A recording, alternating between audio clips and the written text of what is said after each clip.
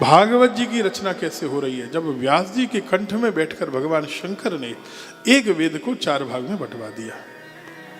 नाम हमको पता है ना चारों वेदों के? पता है?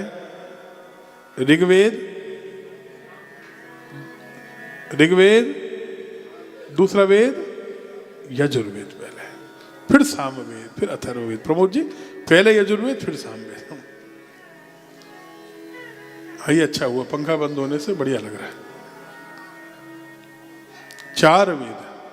फिर बहुत से लोगों को वेदों को पढ़ने का, सुनने का अधिकार नहीं, तो उनके लिए महाभारत की रचना की। लिखते गए पुराण, ये ब्रह्म पुराण, ब्रह्म वैवर्त पुराण, लिंग पुराण आदि करते करते 17 पुराण लिख दिए। लेकिन व्यास जी पुराण पर पुराण लिखे चले जा रहे हैं, लेकिन वो देख रहे हैं कि मेरे मन को शांति नहीं मिल रही है। ऐसे ही जो व्यक्ति पैसे पर पैसा कमाया जाए, सोचता है कि शांति मिलेगी, और कमाऊं और कमाऊं और कमाऊं।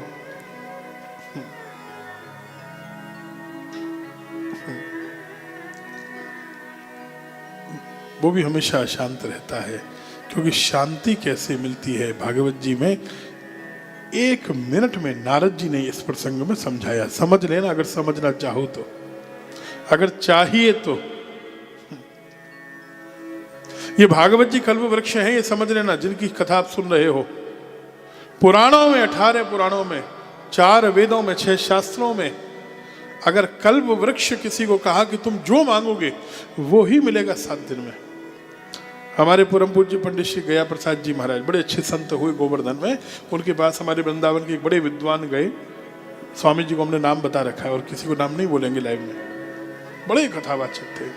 उन्होंने हाथ जोड़ के कहा, भवन जी, पंडित जी पूरा जीवन निकल गया, मैं सुनाता हूँ कि भागवत से भगवान मिलते हैं, भगवान मिलते हैं, भगवान मिलते हैं, मुझे तो कभी नहीं मिले। पंडित जी ने कहा, शास्त्री जी ये मिला कि नहीं? पैसा मिला? बहुत मिला। जितना चाहिए था उतना? बोले नहीं, उससे भी बहुत ज्यादा मिला। जो चाहिए था वो मिला, जो मांगा था वो मिला। तुम सच्ची बात बताओ, तुमने व्यासपीठ पर बैठकर क्या मांगा था? पैसा मांगा था या भगवान को मांगा था? उन्होंने कहा, मेरे प्रश्न का उत्तर मिल गया, मैंने भगवान को तो कभी मांगा ही नहीं। कल्प वृक्ष के नीचे आप जो मांगेंगे वही तो मिलेगा। शुद्ध देशी गाय का घी छोड़कर आप मिट्टी का तेल मांग रहे हो तो मिट्टी का तेल ही मिलेगा ना। तो क्या पैसा मिट्टी के तेल की तरह है? बोले हाँ, मिट्टी के तेल की भी अपनी अहमियत है, लेकिन भगवत प्राप्ति का मुकाबला पैसा, रुपया, आपका बंगला, गाड़ी कुछ कर सकती है क्या? जीवन में शांति आ जाए तो उससे बड़ी कोई चीज है क्या? बोलो। ये मेहनत कर रहे हो, दिन रात खट रहे हो, प्रतिष्ठा मिले, यश मिले, पैसा मिले, हम यहाँ सफल हों, यहाँ सफल हों, किसके लिए? शांति से बैठ के खाऊंगा। शांति नहीं मिल रही है, सब कुछ मिल रहा है पंडित जी।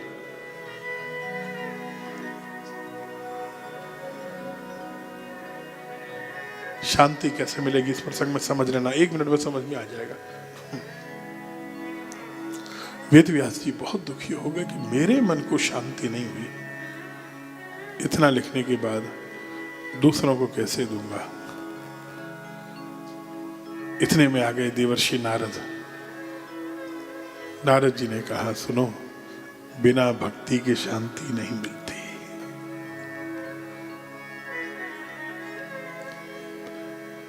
तो क्या मेरे अंदर भक्ति नहीं है? नारद जी कहा, व्यास जी आपके अंदर तो है, लेकिन आप भजन करने नहीं आए हैं, भजन करवाने आए हैं।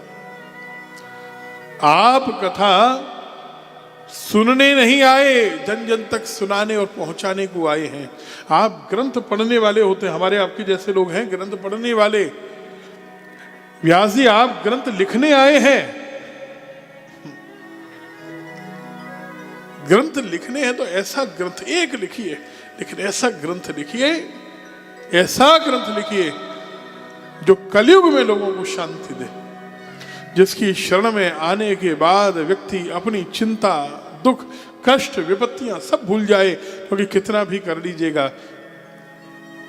कलयुग में कष्ट तो बार बार, एक गया दूसरा आया, दूसरा गया चौथा आया। दुख ऐसे मेहमान हैं, दुख अभ्यागत नहीं है, दुख अतिथि है, ध्यान दीजिएगा। अभ्यागत किसे कहते हैं पता है? अभ्यागत और अतिथि में अंतर होता है। अभ्यागत माने होता है श्याम सुंदर जी जो हमको बता के आए, मैं कल आपके घर पहुंच रहा हूं, मैं इतने बजे आऊंगा, वो अभ्यागत है। और अतिथि जिसके आने की तिथि पता नहीं है, अचानक आए, अतिथि, डेट पता नहीं, वो अतिथि है। दुख अतिथि है, बिना बताए आता है और बार बार आता रहता है, पीछा नहीं छोड़ेगा। व्यास जी ने कहा, नारद जी एक बात तो बताओ ना, हम गृहस्थ हैं, पत्नी भी है, आश्रम भी है, आपके पास तो कुछ भी नहीं है, एक वीणा, एक झोला भी नहीं, दूसरी लंगोटी की भी चिंता नहीं, आप इतनी मस्ती में क्यों रहते हैं?